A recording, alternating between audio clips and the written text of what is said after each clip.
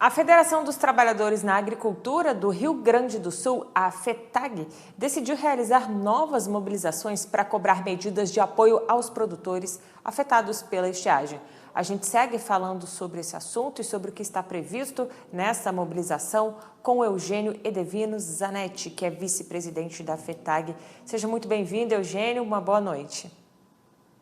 Boa noite, Raíssa. Boa noite a todos do AgroMais. É uma satisfação falar com você, e especialmente nessa semana aqui que antecede essas mobilizações que a gente está prevendo para a próxima semana.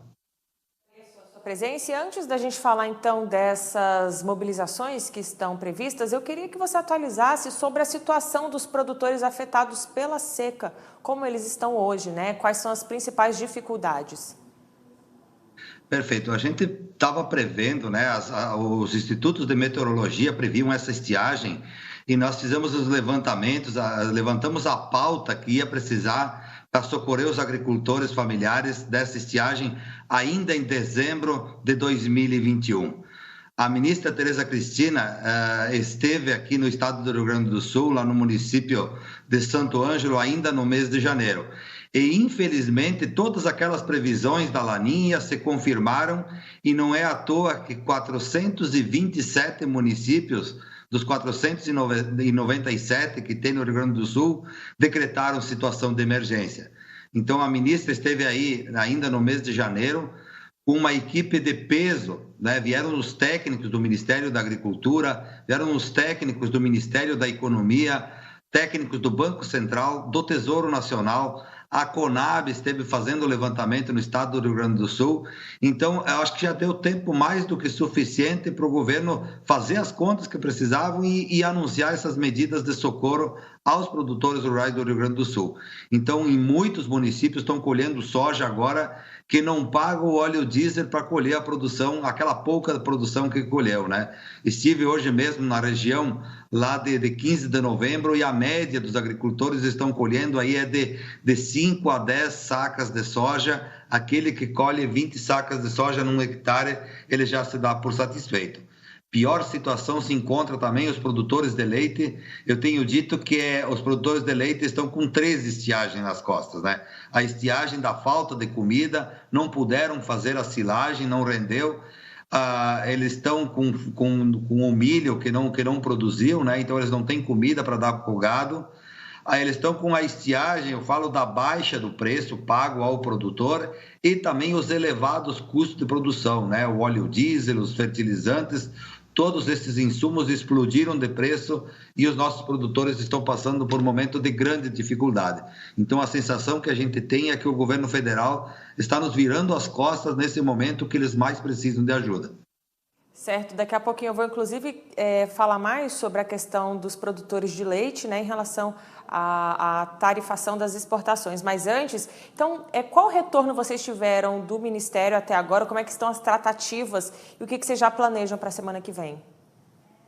Ainda naquela semana do dia 16 de fevereiro, que a FETAG mobilizou aquele grande grito de alerta lá no município de Juí, eu pessoalmente estive passando por todos os ministérios, Ministério da Agricultura, Ministério da Economia, Banco Central, Tesouro Nacional, naquela semana do dia 16 de fevereiro lá em Brasília, e a promessa que tinha é que nós íamos receber ali um rebate, uma medida provisória de 1 bilhão e 200 milhões, que permitiria um rebate nas parcelas de custeio e de investimento de em torno de 50%, Mas até agora a gente está só na promessa de que isso vai acontecer.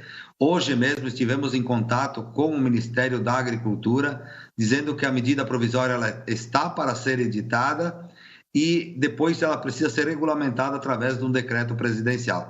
Então, acho que está faltando aí só boa vontade por parte do governo, os recursos já foram encontrados e também estamos aguardando ansiosos a votação do PLN1 para, então, fazer a recomposição do crédito agrícola para poder retomar os custeios e os investimentos, porque mais do que nunca o agricultor ele mantém a esperança de que na próxima safra vai ser de boa colheita.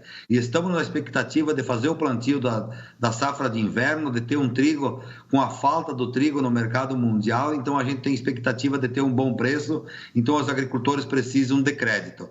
Mas diante de toda essa demora, de toda essa promessa por parte do governo e não temos resultados positivos, anúncios concretos, a gente só tem a promessa que vai sair, é possível que saia ainda no dia de amanhã, a promessa é que saia no mais tardar segunda ou terça-feira, mas eles estão nos dizendo isso já há 45 dias.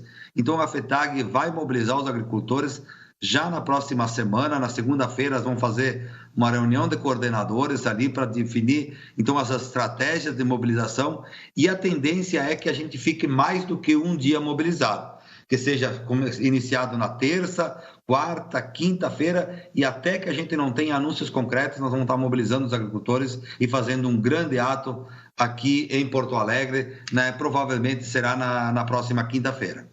Certo, e caso essas reivindicações não sejam atendidas, né, no prazo que vocês esperam, há o risco de um abandono de produção por parte de alguns produtores? Sem dúvida, a maior dificuldade, Raíssa, é justamente nos seus financiamentos, né? O agricultor, ele não tem safra, então ele não tem condições de arcar com as despesas, né? Para poder pagar o seu custeio, o seu investimento que já está vencendo. Então, a gente precisa desse rebate e, mais do que isso, a gente precisa que tenha a possibilidade de fazer um parcelamento desse custeio ou essa parcela do investimento que ela vence esse ano, jogar ela para o final do contrato, mantendo a mesma taxa de juros, né? Então, a gente espera, sinceramente, que venha essas medidas. E também aqui por parte do governo do estado também tem uma demora de anúncio ali, foi anunciado o programa Avançar da Agricultura, mas também a gente está pedindo ali um crédito emergencial, que seria um capital de giro para essas famílias que não vão ter safras, as famílias menos favorecidas, as mais vulneráveis. A gente está precisando, então, desse crédito emergencial aí para socorrer essas famílias que mais precisam. Seria a base do empréstimo, né, ali de 15 a 20 mil reais, com 5 anos para pagar, e o governo do estado, então, arcaria com os juros. O agricultor só devolveria o capital e os juros custeados, então, pelo governo do estado. Então, todas essas medidas aí a gente vai estar cobrando na próxima semana. A gente espera voltar na próxima semana com boas notícias para o nosso produtor rural aí do Sul. Agora, outra reivindicação de vocês é aquela questão do setor de lácteo, né? Contra a decisão do governo de zerar a taxa de importação do queijo mussarela. Como fica com essa situação a concorrência com os nossos produtos? É uma concorrência desleal, né? Porque tu imagina, o setor lácteo está passando por grandes dificuldades. Se aumentou o custo para o produtor e aumentou consideravelmente, aumentou também o custo da indústria. Então a gente reuniu o elo produtor também com a indústria, justamente contra essa medida do governo ali. A gente acha lamentável, num momento desses, vir uma medida dessas aí que vai aumentar a concorrência, vai baixar o preço do queijo, e a gente concorda que o produtor, o consumidor também está pagando, está sofrendo com a alta da inflação, mas agora não pode ser um setor que está tão prejudicado, está agonizando, né?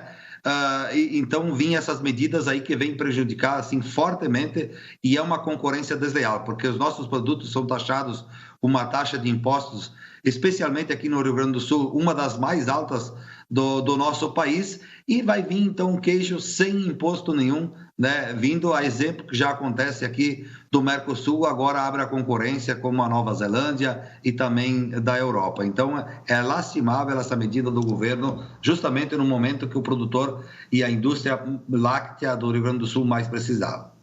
Certo, Eugênio, muito obrigada pela sua participação. A gente segue acompanhando essa situação aí. Uma boa noite. Muito boa noite, obrigado, Raíssa, obrigado pela oportunidade.